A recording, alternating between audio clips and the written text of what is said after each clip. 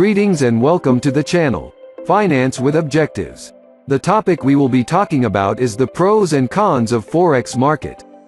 But, before getting into the subject of pros and cons of Forex market, you must subscribe to the channel, Finance with Objectives, so that you can receive the best topics on finance.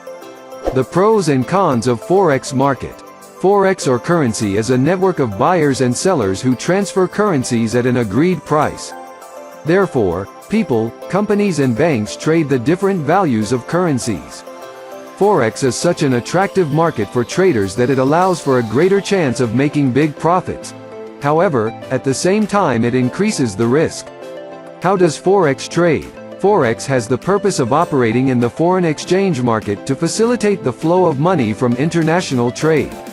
Currently, approximately $5 billion is processed daily.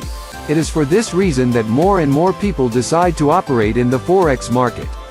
What are the pros of Forex? 1. Financial freedom is one of the biggest advantages of trading Forex. 2. Liquidity. This refers to the ease of buying and or selling assets by the market. 3. Price manipulation. In Forex you cannot change the values of currencies. What are the cons of Forex? 1. Volatility. This means, Forex trades many currencies, so you have to be aware of the risks. 2. Lack of policy and regulations.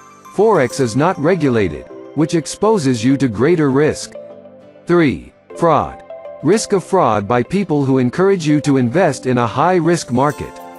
Before starting to enter the world of Forex, the most important thing is to acquire the basic knowledge to obtain financial freedom. If you want to know more about finances, give it a like and subscribe to our channel and leave us your comments.